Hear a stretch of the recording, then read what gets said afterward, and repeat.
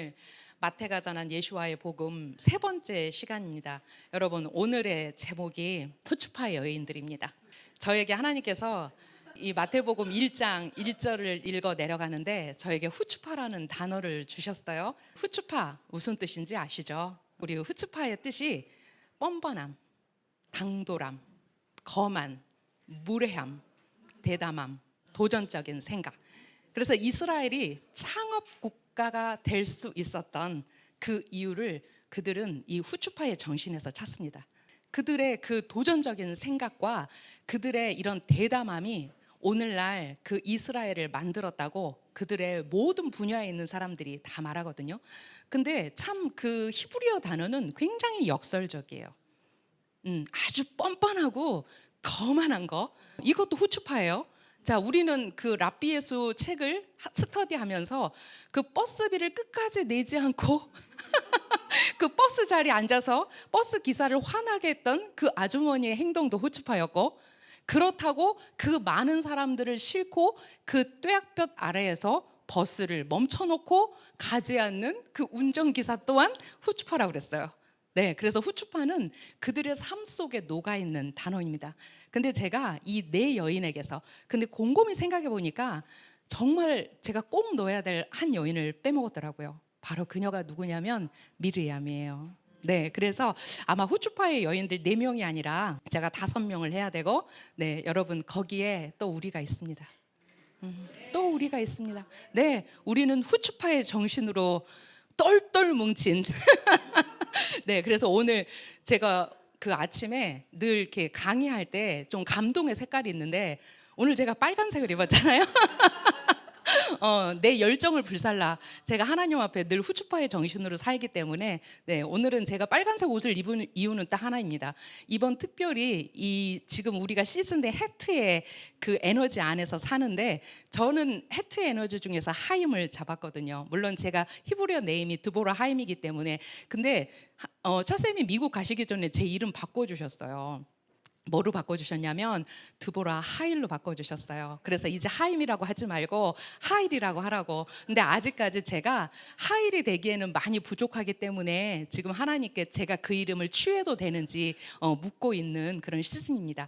네, 여러분, 왜 우리가 이 성경에 나와 있는 네 여인에게서 이 뻔뻔함과 당돌함과 거만과 무례함과 대담함을 볼 수 있는지 우리가 한번 같이 생각하면서 가는 마태복음이 되었으면 좋겠습니다.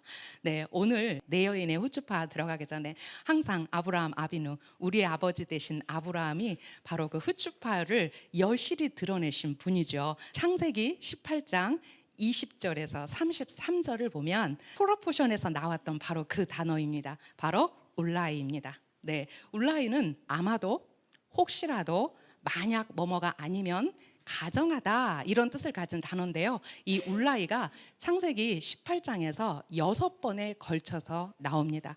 아브라함이 하나님께 이런 울라이의 기도를 할 수 있었던 것은 바로 아브라함과 하나님의 관계에서 나온 그 대담함이었습니다. 하나님이 어떤 분이시라는 것을 알았기 때문에 아브라함은 하나님께 이 울라이의 기도를 드렸죠. 그리고 바로 이 아브라함의 공로 위에서 이제 그 이스라엘을 대적하는 그 어느 누구도 감히 울라이의 기도를 드릴 수 없다는 것입니다. 우리 오늘 배웠듯이 발락이 만약 이라는 울라이를 사용해서 5번 사용했다고 했는데 하나님께 그것은 이 아브라함의 공로가 있었기 때문에 단 한 번도 받아들여지지 않았습니다. 네, 그리고 또 하나 후추파의 단어가 있습니다. 라는 단어입니다. 창세기 18장 27절, 30절, 31절, 32절에 히브리어 성경으로 봐야 이 나라는 단어가 보입니다. 왜냐하면 우리나라 성경, 직역 성경에도 이 나를 감이라고 2번 번역했고, 자, 혹시 직역 성경 가지고 계시면 창세기 18장을 같이 보셔도 됩니다. 자, 먼저 창세기 18장 27절에 아브라함이 대답하여 말하였다. 보십시오. 이제 제가 흙과 재임에도 주님께 감히 말씀드립니다. 라고 그 롯을 구하기 위해서 갔음에도 불구하고 만약 이곳에 의인이 있다면 하나님, 나 감히 제가 당신께 말씀드리건대 라고 하면서 그 생명을 위해서 기도하는 장면들을 볼 수 있습니다. 네, 그리고 또 이 단어가 30절과 32절에서는 제발이라는 단어로 번역이 됐고요. 자, 그리고 31절에서는 주님께 감히 말씀드립니다. 혹시라는 표현에 또 울라이가 쓰였죠. 네, 그래서 저는 이 울라이와 나가 창세기 18장을 쭉 읽어내리는데 와, 이게 후추파의 기도였구나. 왜 아브라함이 후추파의 기도를 하나님께 드릴 수 있었을까? 그랬다면 바로 그 하나님과 아브라함의 관계 안에서 그 하나님의 하나님 되심, 그분의 인애와 인자와 사랑을 아는 아브라함이 그 생명을 위해서 하나님과 거래하는 거. 네, 비록 그곳에 의인 10명이 없어 망했음에도 불구하고 그분이 누구이신지 안다면 우리는 이 아브라함의 본을 따라 우리가 울라의 기도를 올려드리는 사람들이 되어야 되겠다, 이렇게 생각했습니다. 네, 자, 그리고 모세 후추파 볼 수 있죠. 여러분, 모세가 그 시내 산 앞에서 말씀을 받은 지 불과 얼마 되지도 않아 그들이 이제 그 미츠라임을 그리워하며 하나님 앞에 범죄하고 또 그들이 황금 송아지 상을 만들어서 그 앞에서 춤추며 그 열정적인 그들의 그 예배를 드렸을 때 하나님께서 뭐라고 그랬어요? 모세에게, 야, 네 백성들 좀 봐라. 모세가 뭐라고 해요? 당신의 백성들을 보십시오. 얼마나 멋진 모세의 후추파인지요. 우리가 이 모세의 후추파를 여러 곳에서 우리의 그 조상들은 참 멋진 후추파의 기도를 많이 드렸어요. 여러분, 우리에게 가장 멋진 후추파의 기도를 누가 가르쳐 주셨을까요? 맞습니다. 예수와께서 가르쳐 주셨죠. 한번 우리 예수와께서 가르쳐 주신 후추파의 기도를 한번 볼까요? 자, 예수와께서 가르쳐 주신 후추파의 기도는 누가복음 11장 5절에서 10절까지 해서 볼 수 있습니다. 네, 한번 읽어 주십시오. 그분께서 또 그들에게 말씀하셨습니다. 너희 중 한 사람에게 친구가 있다고 하자. 그가 한밤중에 친구에게 가서 말한다. 친구여, 내게 빵 3개를 빌려주게. 여행 중인 친구가 내 집에 방금 도착했는데 그가 먹을 만한 것이 내게 없다네. 집 안에 있는 친구가 이렇게 대답한다. 나를 귀찮게 하지 말게. 문은 이미 닫혔고 아이들은 나와 함께 침대에 누워있네. 자네에게 무엇을 주려고 일어날 수가 없네. 비록 그 사람이 친구라는 이유로는 그가 일어나지 않아도 그 사람의 후츠파 때문에 그가 일어나 필요한 것을 줄 것이다. 네, 유대인 신약 성경은 이 부분을 정확하게 후츠파라고 기록하고 있습니다. 네, 여러분, 유대인 신약 성경 가지고 계시다면 왜 데이비드 에치스턴이 이것을 굳이 후추파라고 번역을 했는지 이제 우리가 알 수 있는데요. 이어서 한번 예수와의 말씀을 보겠습니다. 또한 내가 너희에게 말한다. 계속 구하라. 그러면 너희에게 주어질 것이다. 계속 찾으라. 그러면 너희가 찾을 것이다. 계속 두드리라. 그러면 문이 너희에게 열릴 것이다. 계속 구하는 자마다 받고 계속 찾는 자가 찾고 계속 두드리는 자에게 문이 열릴 것이다. 아멘.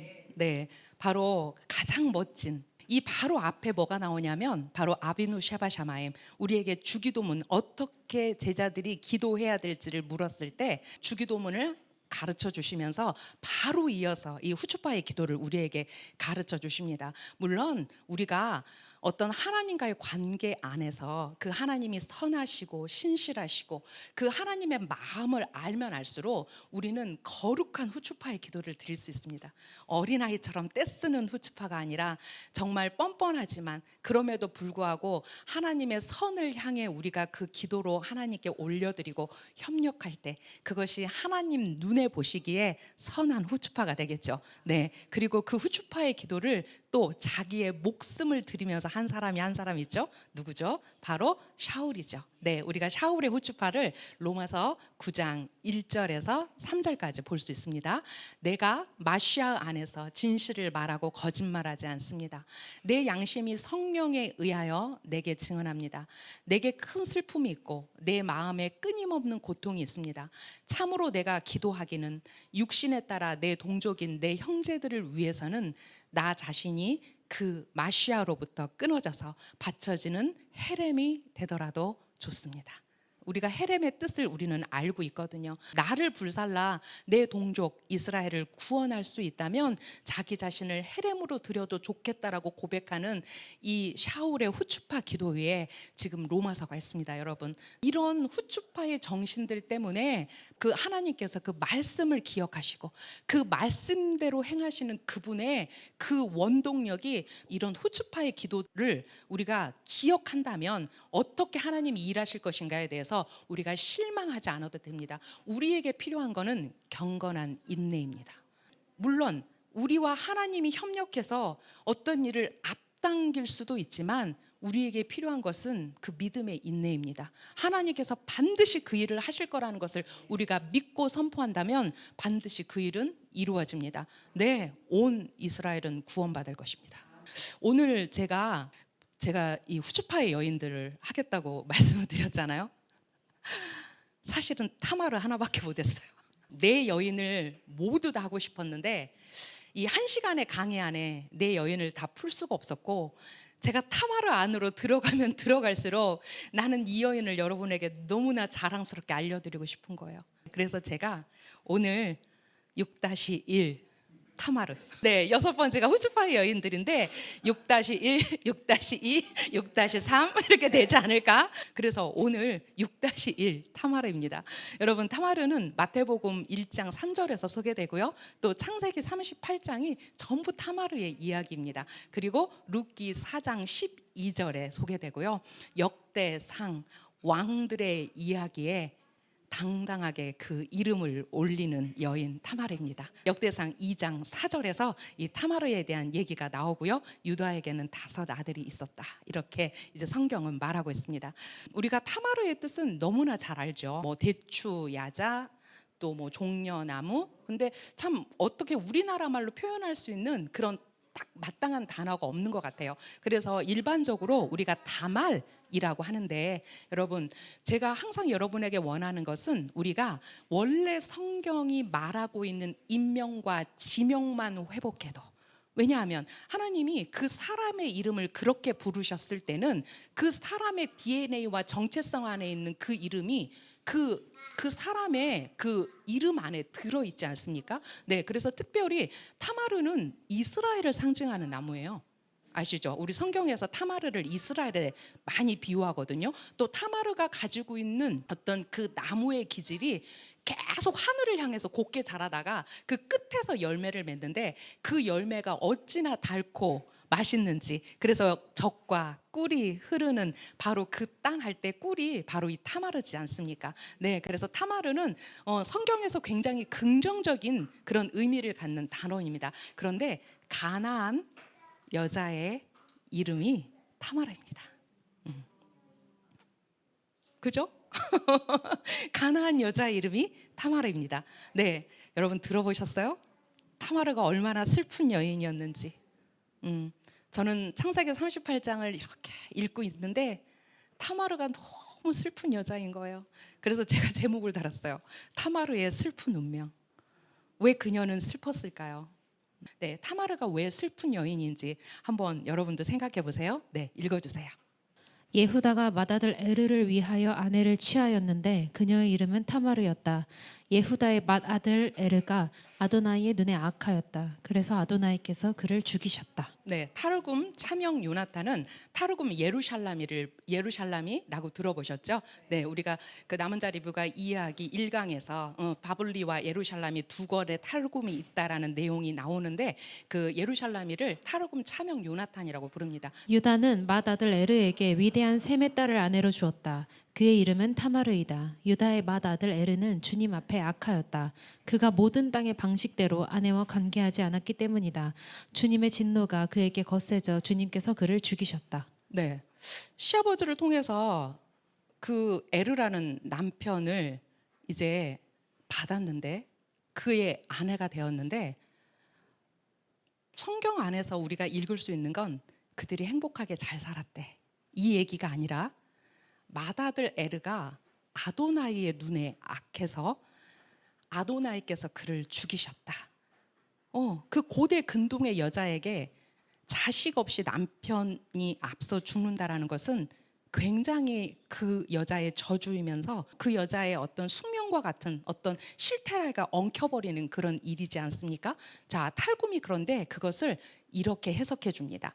유다의 맏아들 에르에게 위대한 셈의 딸을 아내로 주었다. 그래서 많은 사람들이 여기에 대해서 이의를 제기합니다.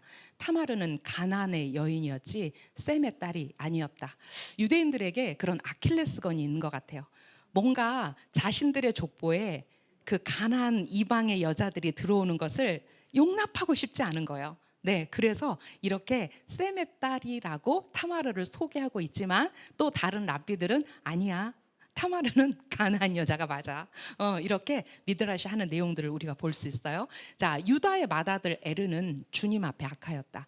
그가 모든 땅의 방식대로 아내와 관계하지 않았기 때문이다. 그래서 소타에서는 이 땅의 방식대로 아내와 관계하지 않은 에르의 그 죄를 낱낱이 고발하고 있습니다.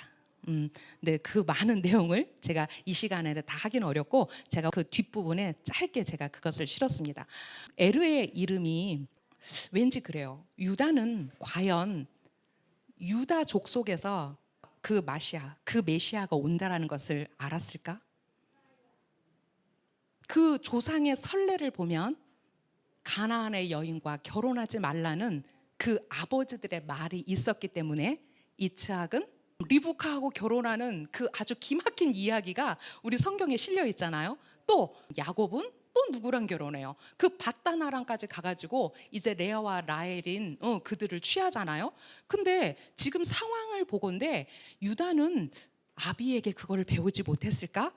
그냥 지금 그리고 이 창세기 38장이 어디와 어디 사이에 있냐면 창세기 그 37장과 39장 그 급박한 요셉의 이야기 사이에 지금 38장이 뜬금없이 들어가 있다고요. 도대체 우리 이방인의 눈으로 보면 이해할 수 없어요. 이거 잘못 삽입된 거야. 쉽게 말하면 유대인들에게도 뭐야 이 나쁘끄러운 얘기가 지금 왜 요셉의 이야기 사이에 떡 들어와 있는 거야? 라고 얘기하거든요. 그래서 그 38장 1절을 시작하는 그 베레시트 라바에 아주 재미있는 이야기가 있어요. 거기서 뭐라고 시작하냐면 그 앞뒤의 내용을 이렇게 해석해요.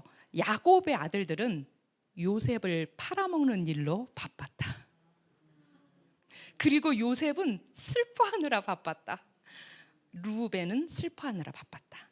이스라엘의 신성한 분은 세상에 메시아의 빛을 가져오는 일로 바쁜 동안 유다는 아내를 맞이하느라 바빴다. 그래서 그 가나안 여자를 맞이하죠. 그에게 어떤 조상들로부터 오는 그 메시아를 그는 아직까지 열망하지 않은 것 같아요. 네, 그리고 그 가나안 여자에게서 난 세 아들이 있었죠. 그 첫째 아들이 바로 에르입니다. 탈굼에서 이 세 아들의 이름을 이렇게 해석해요. 자, 에르를 어떻게 보냐면 그가 장차 아이 없이 죽을 것이기 때문에 에르라고 지었다. 왜냐하면 이 에르라는 뜻이 어디에서 왔냐면 히브리어 아리리에서 왔는데 이 아리리가 실제 현대 히브리어에서도 무자식, 자식이 없는 이라는 뜻으로 쓰이는 단어입니다. 네, 두 번째 아들은 오난이죠. 이 오난은 그의 아버지가 장차 그를 애도할 것이기 때문이다. 그래서 그 이름을 오난이라고 지었다. 왜냐하면 아나라는 단어가 애통해하다라는 뜻을 가진 단어이기 때문에. 자, 그리고 셋째 아들이 있었죠. 쉘라죠. 자, 쉘라는 그의 남편이 그녀를 잊었기 때문이다. 우리가 성경 안에서 보면 왠지 쉘라를 낳고 지금 유다가 그 집에 있었다라는 표현이 있어요. 더 이상 아내와 관계하지 않았다. 그것을 의미하는 단어랍니다. 그런데 그 에르가 그 이름대로 그 자식이 없이 타마르 앞에서 죽는 일이 생겨요. 자, 그 다음에 두 번째 오난도 마찬가지예요. 창세기 38장 8절에서 10절입니다. 예후다가 오난에게 말하였다. 내 형수에게 들어가서 그녀에게 시동생의 의무를 하여라. 그래서 내 형을 위하여 씨를 일으켜라. 오난은 그 씨가 자기 것이 되지 않을 것을 알고는 형수에게 들어갈 때 형을 위하여 씨를 주지 않으려고 땅에 사정했다. 그가 행한 것이 아도나이의 눈에 악하였다. 그래서 아도나이께서 그도 죽이셨다. 저는 이걸 읽는데 타마르의 슬픈 눈이 저에게 계속 보였어요. 와, 그녀의 심정이 어땠을까? 그녀의 심정이 어땠을까? 자, 성경은 왜 오난이 하나님 앞에 죄를 범해 죽을 수밖에 없었는지 그 이유를 이렇게 말합니다. 계대 혼인에 관한 규례, 신명기 25장 5절에서 6절 이야기입니다. 형제들이 함께 살다가 그중 하나가 죽었는데 그에게 아들이 없으면 그 죽은 자의 아내는 외부 다른 남자의 아내가 되지 말아야 한다. 그녀 남편의 형제가 그녀에게 들어가서 그녀를 그의 아내로 취하여 그녀 남편의 형제로서의 의무를 행해야 한다.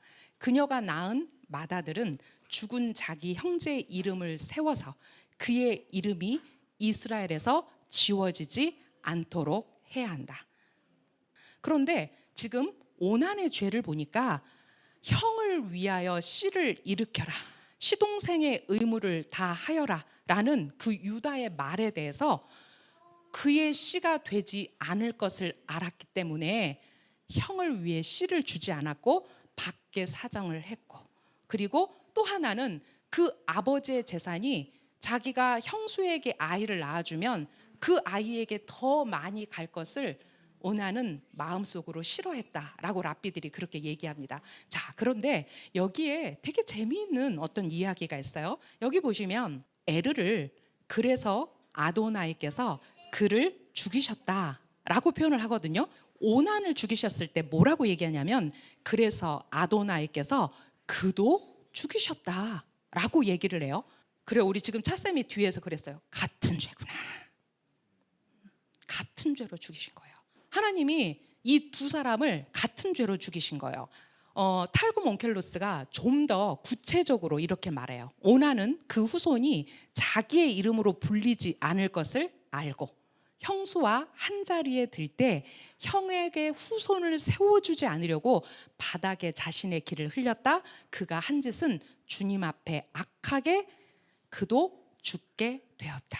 그렇다면 형이 죽었는데 그도 하나님이 죽이셨다고 할 때는 뭔가 이 안에 공통점을 발견할 수 있다라는 거예요. 바로 그 공통점을 랍비들이 마세 에르 베 오난이라고 말합니다.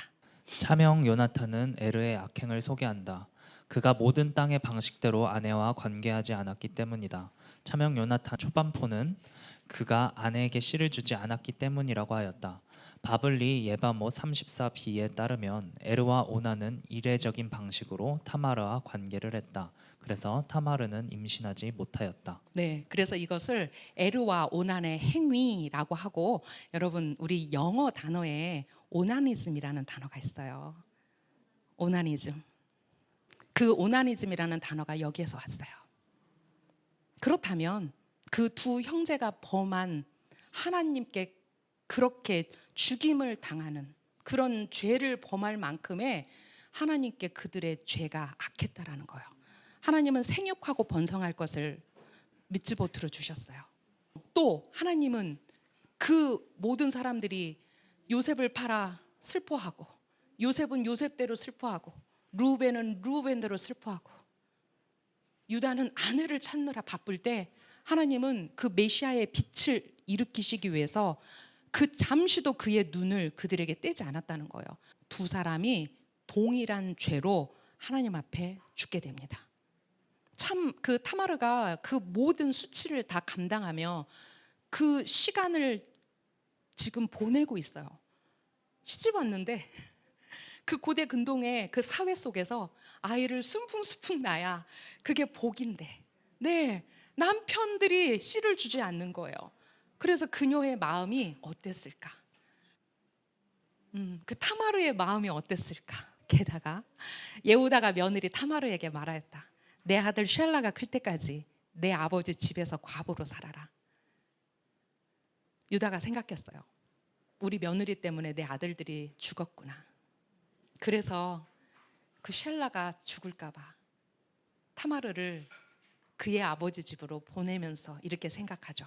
왜냐하면 그도 자기 형들처럼 죽을지도 모른다고 그가 생각하였기 때문이다. 타마르는 누구의 피양새예요? 이제 에르도 죽었고 오난도 죽었고 이제 누구의 피앙세예요? 이제 샬라의 피앙세예요.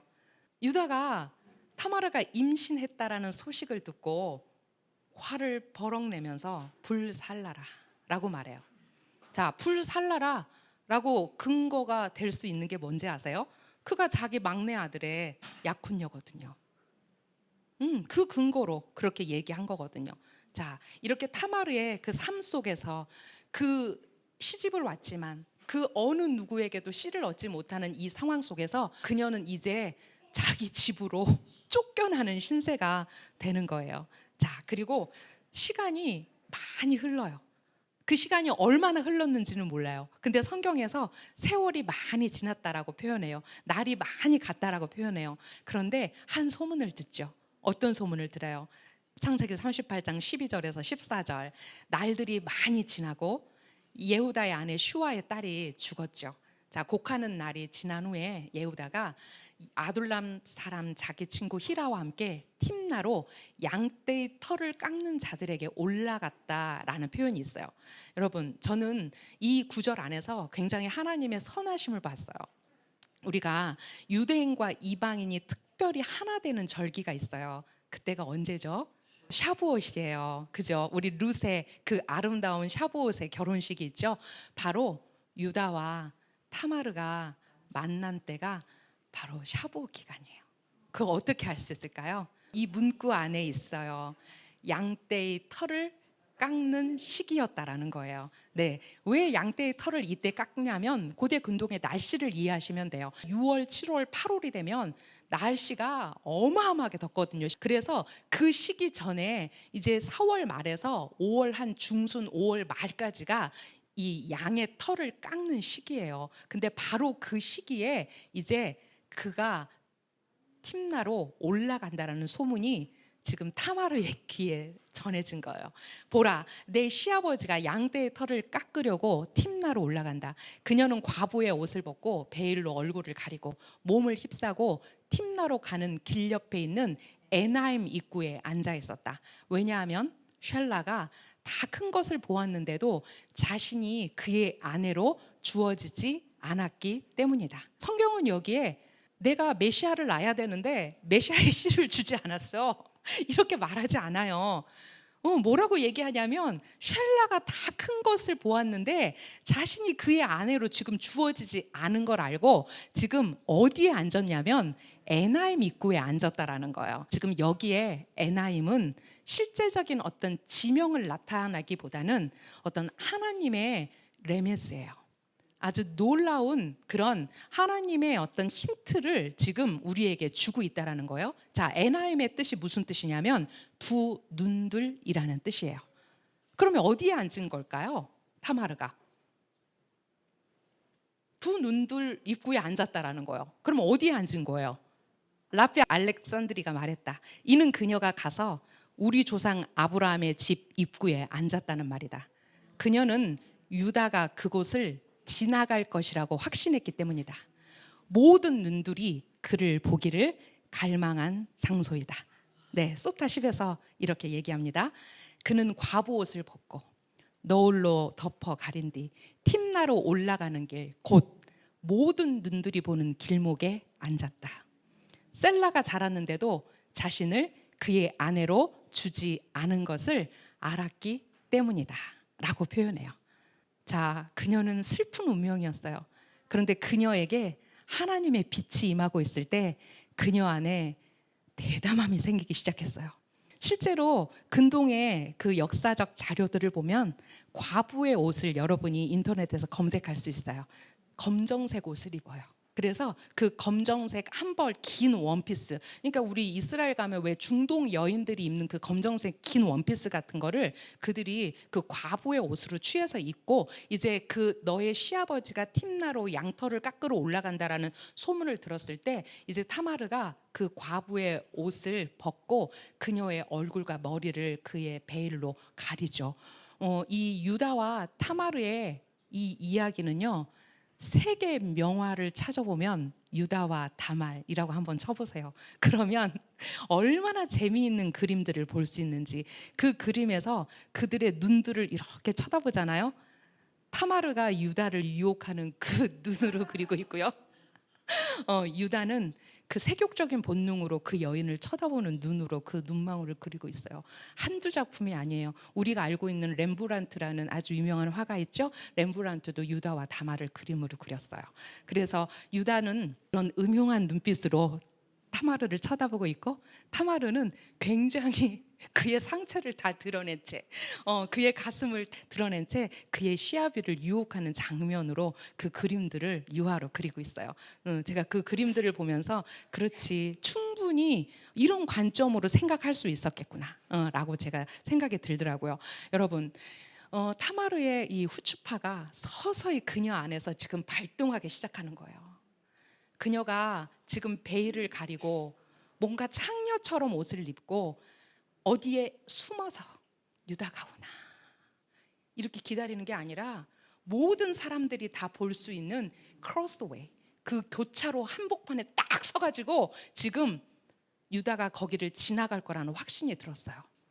그래서 그곳에서 나를 좀 받아오 라고 지금 타마르가 앉아 있는 거예요. 유다가 그를 보았다. 예후다가 그녀를 보고 창녀로 생각하였으니 이는 그녀가 자기 얼굴을 가렸기 때문이다. 차명 요나탄은 이렇게 말해요. 유다가 그를 보았다. 어떻게? 우리가 여기 질문할 수 있죠. 아니, 어떻게 자기 며느리를 아무리 베일로 가렸다고 해도 어떻게 며느리를 못 알아본단 말이야? 그래서 랍비들의 여러 의견 중에 제가 이제 이 의견을 실었는데, 자, 유다가 그를 보았다. 겉으로 보기에 그는 창녀와 비슷하였다. 그가 유다의 집에서는 시무룩한 얼굴로 있어서 유다는 그를 좋아하지 않았다. 본디부터 유다는 며느리 타마르를 탐탁히 여기지 않았을 뿐더러 유다를 기다리고 있는 타마르를 전혀 알아보지 못하고 창녀인지만 확인했음을 설명하고 있다라고 지금 탈구면서 이렇게 얘기하고 있어요. 여러분, 그렇다면 왜 타마르는 그 유다의 집에서 그렇게 늘 시무룩한 얼굴로밖에 있을 수 없었을까? 우리가 지금 에르가 어떻게 죽었고 이제 오난이 어떻게 죽었고를 이해하면 그녀의 얼굴에 수심이 가득했겠죠. 지금 시집 온 지 몇 해가 됐는지는 알지 못하지만 하나님께 죽어나가는 두 아들을 보면서 얼마나 그녀에게 수심이 있었을까. 또 한 랍비의 이야기는 그녀가 항상 얼굴을 가리고 있었기 때문에 유다가 타마르의 얼굴을 몰랐다, 이렇게도 얘기를 해요. 근데 개연성은 있죠. 개연성은 있죠. 그렇기 때문에 며느리와 시아버지의 그 하룻밤에 그들을 생각에 이제 그 밤을 이제 그들이 그렇게 해석을 하고 있다라는 거예요. 네, 그래서 담대하게 담보물을 달라고 하죠. 내가 너에게 뭘 주겠다고 그랬어요? 염소 한 마리를 줄 테니 내가 오늘 너와 함께 자겠다라고 얘기해요. 그런데 그때 타마르는 그 염소를 받지 않아요. 그리고 뭐를 요구하는지 여러분 아시죠? 자, 세 가지 요구했어요. 뭐 요구했어요? 네, 인장과 허리끈과, 맞아요, 지팡이. 도대체 왜 그 세 가지를 타마르는 유다에게 달라고 했을까? 창세기 38장 18절이죠. 당신의 인장과 허리끈과 당신 손에 있는 지팡이입니다 라고 얘기하고 있어요. 자, 이 이야기를 베르시트 라바 85장 9절에서 이렇게 얘기합니다. 그리고 그는 내게 줄 보증이 무엇인지 물었다. 랍비 후냐가 말했다. 루아흐 코데시가 그녀 안에서 빛났다.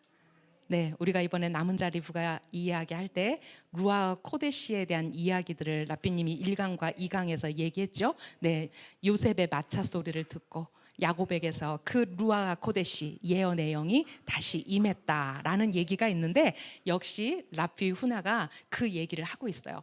바로 그때 내가 너에게 새끼 염소 한 마리를 주겠다라고 그 얘기했을 때 이제 루아 코데시가 그녀에게 임해서 그녀에게 이 세 가지를 담보물로 요구하게 했다라는 것이죠. 자, 인장은 왕권입니다.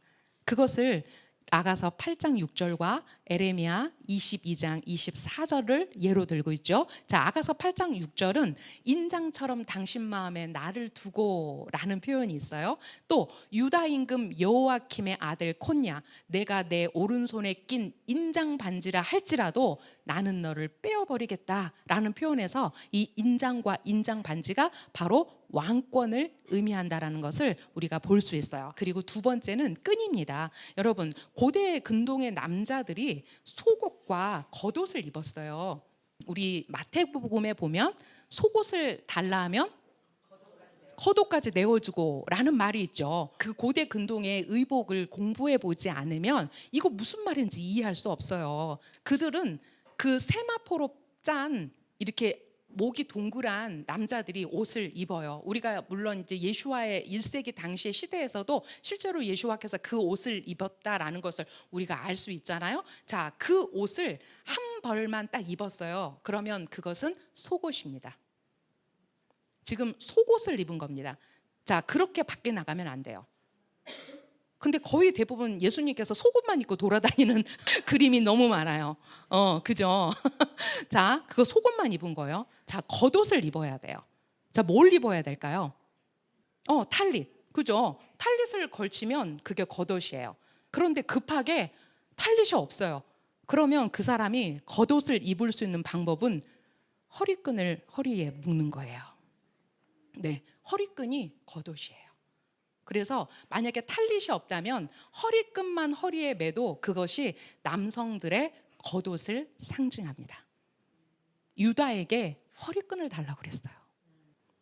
자, 그래서 여기서 당신의 끈이라고 표현했는데, 자, 유대인 랍비들이 이렇게 얘기해요. 즉 사내들이니며 그들은 그 끈에서 발견되는데 출애굽기 39장 31절에 보면 뭐가 나오냐면 제사장의 의복이 나와요. 제사장의 의복에서 머리에 관을 쓰죠. 아도나이께 성결, 거룩이라는 그 관을 쓰는데 그 관을 묶는 끈이 바로 청색끈이에요. 그리고 또 그들 대대로 그들의 옷자락에 모퉁이의 술을 만들게 하여라. 그리고 그 모퉁이의 술과 함께 청색줄을 달게 하여라. 이런 표현이 민수기 15장 38절에 있거든요. 그래서 여기서 당신의 끈이라는 것은 어떤 재판관의 의미예요. 사내들인이에요. 유다는 그 유다 족속을 대표하는 재판관의 자리에 있었어요. 자, 그래서 우리가 카바도 오알지에 있는 버전을 보면 이렇게 번역했어요. 당신의 인장과 겉옷과 당신의 손에 있는 지팡이입니다 라고 이 당신의 끈을 겉옷으로 번역하고 있어요. 네, 그래서 이것이 어떤 탈릿이었건 실제로 남자들이 묶는 어떤 허리의 끈이었건 그것은 바로 사내들인 그들의 어떤 재판관을 의미하는 그것을 지금 요청하고 있는 거예요. 자, 그리고 당신의 지팡이를 달라고 그랬어요. 여러분, 지팡이는 왕, 메시아를 뜻합니다. 그것은 이사야 11장 1절에서 이샤이의 구루터기에서 한 싹이 나리라 라고 말한 바와 같다. 또한 당신의 권능의 왕홀, 바로 지팡이죠. 이것이 시온으로부터 뻗쳐 주시리라 라는 시편 110편 2절의 말씀에 말씀한 대로 항상 랍비들이 그렇게 얘기하잖아요. 네, 지팡이는 바로 왕 메시아를 말하는 것이다. 만약에 그것이 어떤 타마르의 어떤 지략, 타마르의 어떤 명철에서 왔다면 과연 이 여인이 한 개만 주세요. 인장반지 이랬을 것 같아요. 근데 그때 하나님의 루아우 코데시가 임했고 네가 당당하게 그에게 요구하라.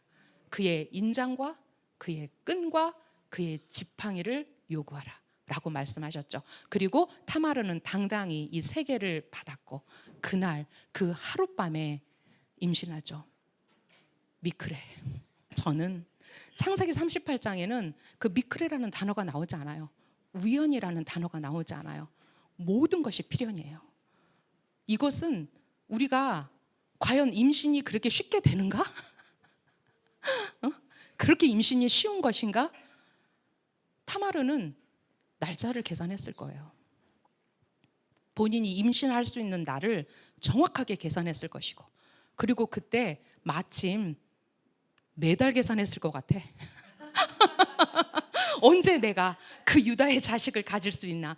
근데 그때 세월이 오래 지났을 때 정말 하나님의 방법이 아니면 하나님의 필연이 아니면 일어날 수 없는 일이 그 단 하룻밤에 일어나죠. 그래서 타마르가 임신하게 됩니다. 네.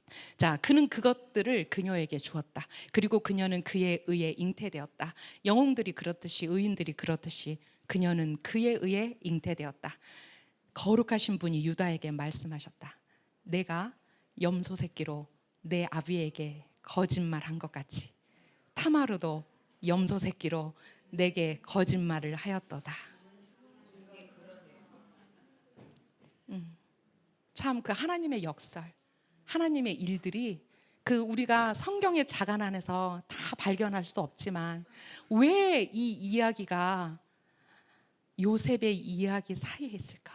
제가 이번 타마르를 준비하면서 이 유다를 티쿤하시는 하나님의 놀라운 열정, 그 가나안 여인 타마르를 통해서 유다를 슈브하게 하시는, 유다를 회개하고 이제 그가 당당히 메시아의 계보를 이을 수 있게 하는 그 하나님의 열심, 이것이 왜 이 요셉의 이야기 사이에 이 38장의 이야기가 들어갈 수밖에 없었는지를 정말 명확하게 이번 준비하면서 저에게 더 감동으로 왔던 부분이에요.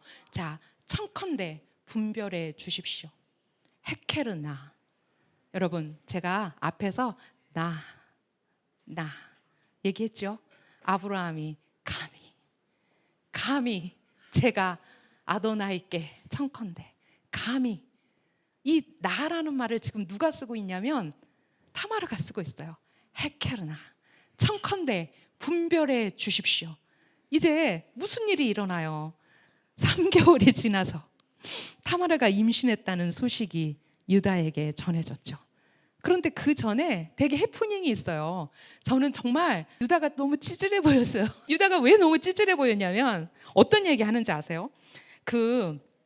이제 자기의 그 3가지 담보물을 찾으러 가요. 담보물을 찾으러 가는데 당연히 못 찾죠. 거기에 창녀는 없었으니까. 그죠? 그 창녀가 없었는데 친구 히라에게 이렇게 얘기해요. 우리가 멸시당하지 않도록 이제 자네가 그녀의 것을 가지고 있게. 나는 이 새끼 염소를 보냈고 자네는 그녀를 발견하지 못한 것일세. 이 얘기를 해요. 이게 우리가 멸시당하지 않도록 이 표현을 탈구문 뭐라고 얘기하냐면 우리가 웃음거리가 되지 않도록 이렇게 표현했어요.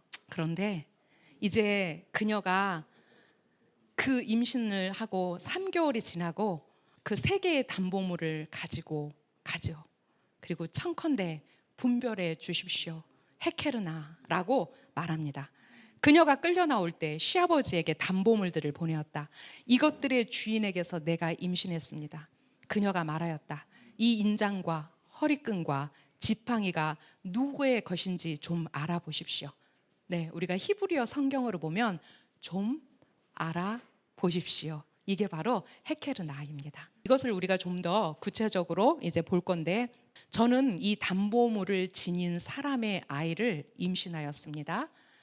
이게 탈굼이 이제 이렇게 미드라시 하고 있는 거예요. 자, 그러나 제가 불에 태워진다 해도 그분을 밝힐 수는 없습니다. 그 담보물을 유다에게 보여주면서 이야기하는 거예요.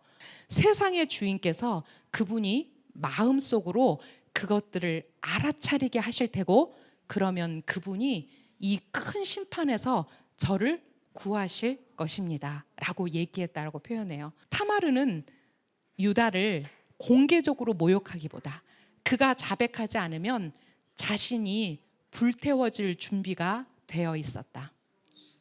랍비들은 그녀의 행동에서 강력한 도덕적 규칙을 유추했다. 사람이 공공장소에서 이웃을 부끄럽게 하는 것보다 차라리 불타는 용광로에 몸을 던지는 것이 낫다. 네, 소타 10b에서 이렇게 표현하고 있습니다.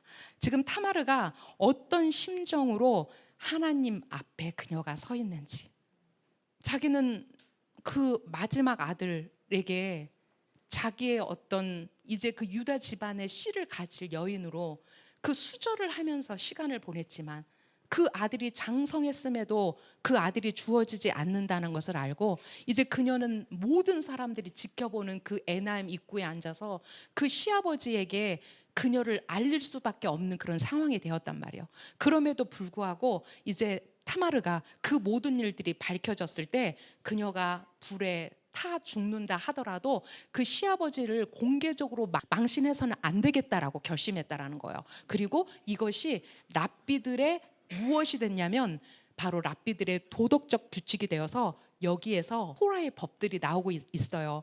제가 여기다 다 실고 싶었지만 그건 이제 여러분들의 몫이에요. 한번 이 유출을 가지고 찾아보시면 굉장히 많은 랍비들이 이것과 관련해서 얘기한 걸 알 수 있어요. 그리고 이 바로 타마르의 공로 때문에 다니엘의 세 친구가 불 속에서 살아남았다라고 얘기해요. 그리고 이제 이런 타마르의 이야기에 나보다 그녀가 의롭다라고 유다가 고백을 하죠. 예후다가 알아보고 말하였다. 나보다 그녀가 의롭다. 왜냐하면 그렇게 내가 내 아들 쉘라에게 그녀를 주지 않았기 때문이었다. 그리고 그는 더 이상 그녀를 알지 않았다라고 표현하고 있어요. 탈굼 차명 요나탄 탈굼 예루샬라미에서 좀 더 구체적으로 유다의 마음이 지금 바뀌고 있는 것을 우리가 짐작할 수 있어요. 유다는 그것들을 보고 알아차리고는 속으로 말하였다. 나에게는 이 세상 곧 지나갈 세상에서 부끄러운 것이 다음 세상에서 의인인 아버지 앞에서 부끄러운 것보다 더 낫다. 나에게는 이 세상에서 끌 수 있는 불에 태워지는 것이 다음 세상에서 끌 수 없는 불에 태워지는 것보다 더 낫다. 내가 아버지 야곱에게 아버지 아들 오신지 확인해 보십시오 라고 말한 대로 그만큼 되돌려 받는 것이니 나는 법정에서 이 인장과 술과 지팡이가 누구의 것인지 확인해 보십시오 라는 말을 들어 마땅하다. 네, 제가 아까 여러분에게 보여드렸던 바로 이 단어 헤케르나, 아들들이 요셉이 죽은 것처럼 위장하고 그 염소에 피를 묻혀서 요셉의 옷에 묻혀서 아버지 앞에 가지고 가죠. 네, 그리고 그때 아들들이 아버지에게 헤케르나 라고 얘기해요. 바로 이 똑같은 단어를 타마르가 재판관들 앞에서 쓰고 있을 때 이제 유다의 마음 안에 지금 지진이 일어나고 있어요. 유다의 이 아름다운 고백 위에 아비누 쉐바샤마임, 우리 하늘 아버지께서 타마르와 유다를 어떠한 마음으로 지켜보고 계시는지, 내가 아버지 야곱에게 아버지 아들 오신지 확인해 보십시오 라고 말한 대로 그만큼 되돌려 받는 것이니 나는 법정에서 이 인장과 술과 지팡이가 누구의 것인지 확인해 보십시오 라는 말을 들어 마땅하다 라고 유다가 결론을 내리는 거죠. 자, 유다가 확인하고 말하였다. 타마르는 무죄이다. 그는 나의 아이를 임신하였다. 그러자 하늘에서 바트콜, 그분의 목소리가 내려와 말씀하셨다. 이 일은 내 앞에서 비롯된 일이다. 그들은 둘 다 그 심판에서 구해졌다. 네, 마코트 23b는 이렇게 표현합니다. 하늘에서 음성이 나서 이르되 이 비밀스러운 일들이 내게서 나왔다라고 얘기했다고 말하고 있습니다. 네, 슬로베이치크가 이거에 관련해서 이야기하고 있는 부분이 있어요. 제가 그거를 여기다 실지는 않았는데 읽어드릴게요. 자, 다말은 기지와 담대함으로 유다가 자신을 올가매고 있던 결박을 뚫고 나왔다. 그녀는 죽은 자에 대한 의무를 다했다. 그러나 그보다 더 중요한 것은 유다의 수치심을 덜어준 것이다. 그녀는 유다에게 암호화된 메시지, 즉 서약서를 보냄으로써 바로 그 세 개의 담보물이 암호화된 메시지였죠. 그 서약서를 보냄으로써 자신이 아이의 아버지라는 사실을 다른 누구도 알 수 없도록, 그 아이가 당신의 아이라는 것을 유다가 그의 입으로 말할 수 있도록 그렇게 메시지를 보냈다라는 거예요. 이 안에는 어마어마한 레메지와 소드들이 있어요. 네, 그래서 제가 이 짧은 시간에 그거를 다 나눌 수 없는 게 저에게는 조금 유감스러웠었어요.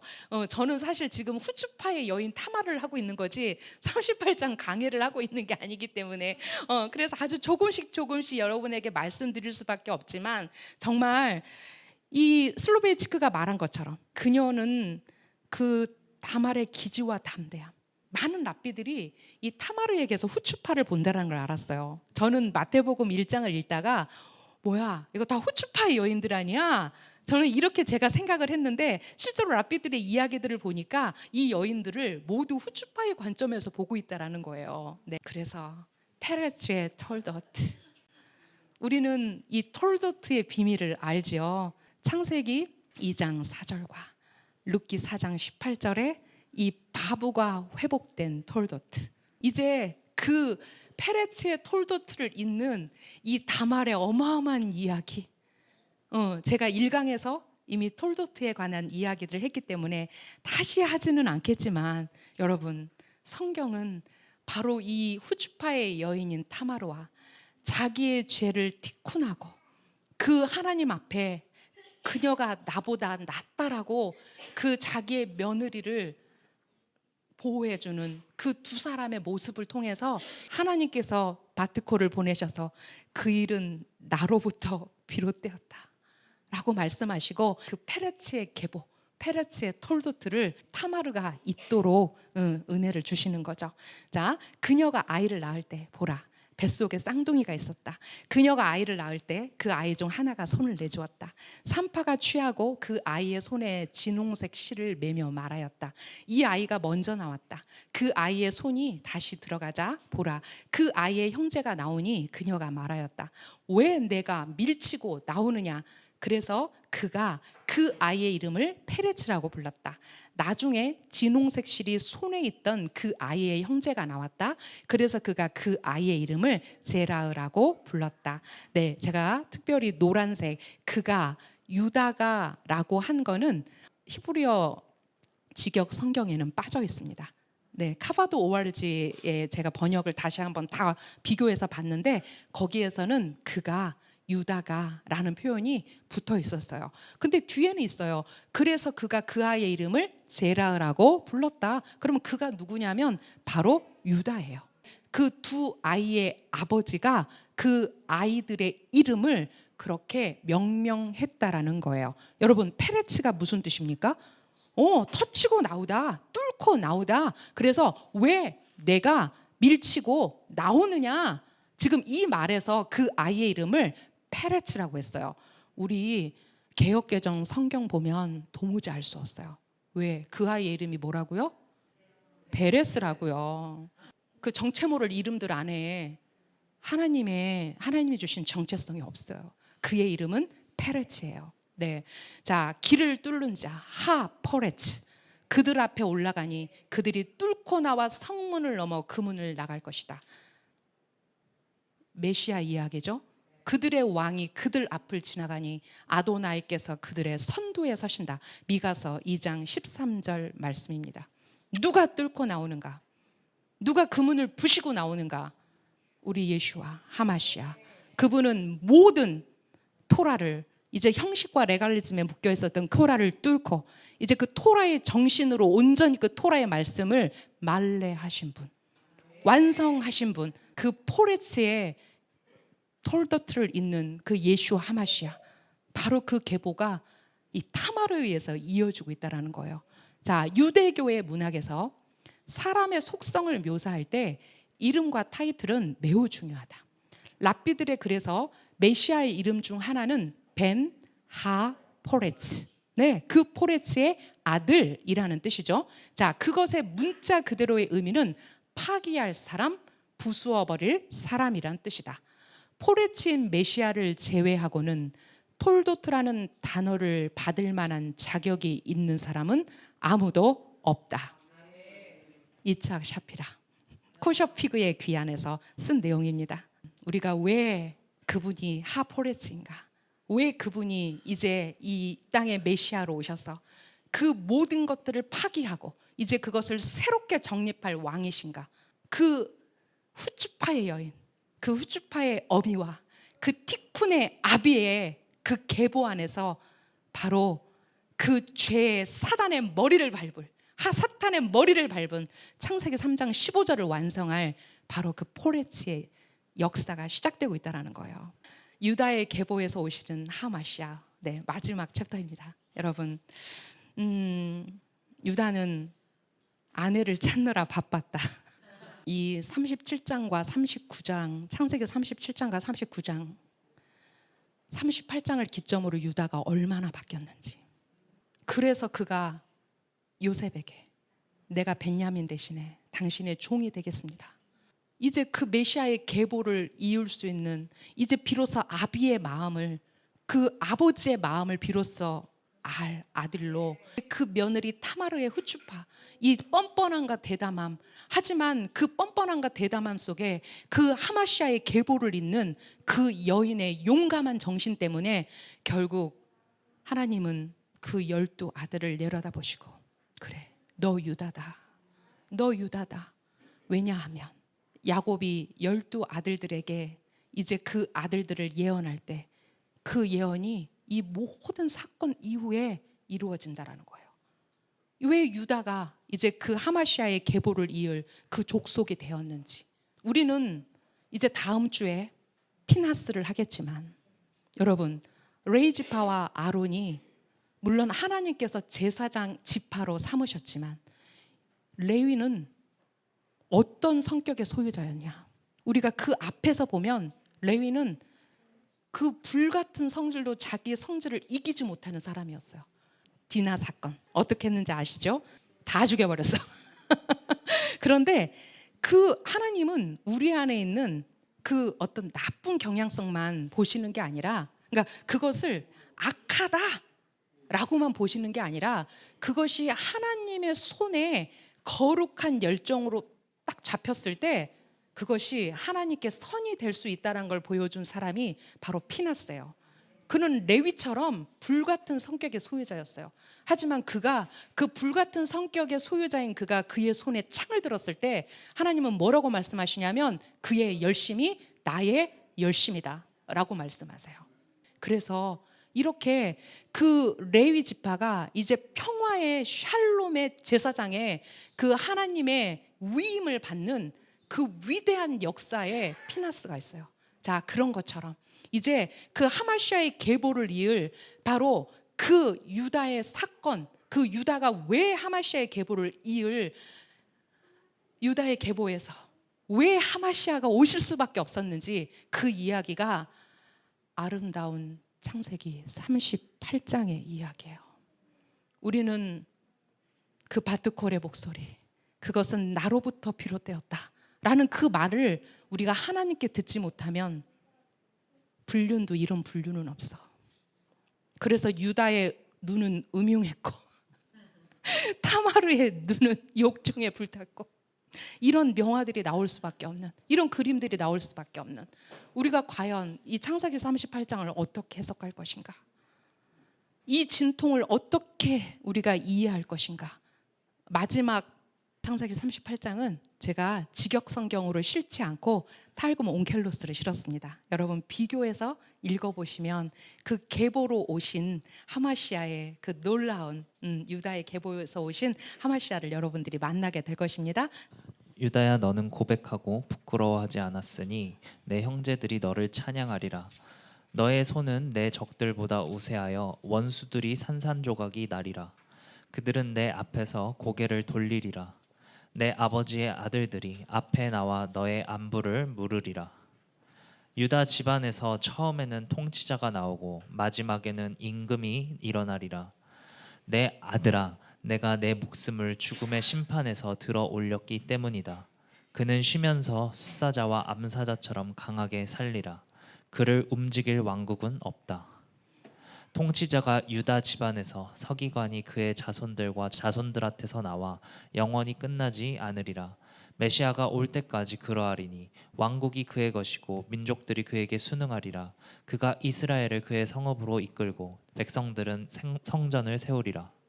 의인들이 그의 둘레를 돌고 가르침대로 율법을 실행하는 이들이 그와 함께 있으리라. 그의 의복은 고운 보라색으로 그의 깃털 겉옷은 주홍색으로 염색하리라. 그의 산들은 포도밭으로 붉고 그의 포도주 틀에는 포도주가 흘러넘치며 그의 골짜기는 곡식들과 가축대들로 휘어지리라. 아멘. 네, 이게 바로 야곱이 유다를 축복하는 내용을 탈굼이 이렇게 미드라시한 내용입니다. 여러분이 비교해서 같이 보시면 좋을 것 같습니다. 제가 어제 우리 공동체 그 단톡방에 올린 글이 하나 있죠. 제가 마지막에 뭐라고 얘기했냐면 빌람의 예언은 영원하다 라고 썼습니다. 빌람의 예언은 영원하다. 비록 그가 발락의 사주를 받아 더 악한 의도를 가지고 말하였다 하더라도 이제 그 별로 오실 그분, 그 메시아를 예언하는 그 빌람의 모든 말 안에서 이제 영원한 하나님의 토라의 완성을 우리가 볼 수 있었습니다. 오늘 제가 후추파의 여인 중에 타마르를 통해서 그녀가 어떻게 당당히 메시아의 계보에 그 이름을 올리고 있는지, 저의 강의가 50이라면 이제 여러분들의 묵상과 여러분들의 성경 연구를 통해서 저는 그 50이 채워질 거라고 생각합니다. 제가 라합도 해야 되고 룻도 해야 되고 우리 아이 아내도 해야 되고 이제 미리암도 해야 되는데 이제 이게 또 2주에 한 번씩 있는 강의다 보니까 제가 살짝 마음이 바빠졌다가 아 그래 그냥 내가 하는 만큼 해야지. 왜냐하면 내가 이 타마르의 이 심정을 아는 순간 저는 이 여인을 짧게 여러분에게 말하고 싶지 않았어요. 그러다 보니까 또 창세기 38장을 안 볼 수가 없고 그래서 그 타마르가 어떻게 그녀의 그 슬픈 운명을 딛고 일어나 그 후추파의 여인으로 당당하게 메시아의 계보에 이름을 올렸는지 그녀를 점점 더 만나게 됐죠. 우리는 후추파의 여인들입니다. 여러분, 우리는 타마르와 룻과 라합과 그 우리아의 아내의 계보를 잇는 바로 그 후추파의 여인들입니다. 우리가 이제 그 예수와의 계보, 그 성령으로 난 자들 안에 우리의 이름들이 있습니다. 저는 우리의 이 후추파의 여정 가운데 우리가 유대인들과 함께 그들에게 선한 영향력을 미치고 이제 킹덤을 향해서 가는 그런 여정에 우리가 정말 힘을 다해 동참할 것을 우리 공동체와 함께 이 시간 선포합니다. 네, 기도하고 마치겠습니다. 타마르, 당신의 그 슬픈 눈을 보며 당신의 그 열정을 보며 당신의 그 후추파를 보며 이제 그 당신의 그 모든 소망 가운데 메시아가 있는 것을 보았습니다. 당신은 위대한 여성입니다. 하나님께서 그 예수와의 DNA 안에 그의 백성 이스라엘과 이제 그 열방, 이 고임의 DNA를 함께 넣어 그가 왜 한 세 사람인지를 주님 우리가 더욱더 정확한 지표를 향해서 걸어갑니다. 하나님, 이제 이 비밀한 것들 이 대한민국 교회들 가운데 알게 하셔서 아버지, 우리끼리만 하나님의 왕국을 만들 수 있다라는 아버지 그 어리석은 생각들을 버리게 해주십시오. 우리는 온전히 그 제라를 가진 유대인들과 함께 메시아 왕국을 향해서 갈 수 있다라는 것을 주님 이 여인들을 통해서 배울 수 있게 해주십시오. 주님, 우리가 멈추지 않겠습니다. 우리는 전진하겠습니다. 우리가 당신의 킹덤을 향해서 우리가 쉬지 않고 전진하겠습니다. 우리를 기름 부어주시고 우리의 입술을 통해서 당신의 살아계심을 증거하십시오. 그렇게 하실 이스라엘의 하나님을 찬양합니다. 베셈 예슈아 하마시아 아멘.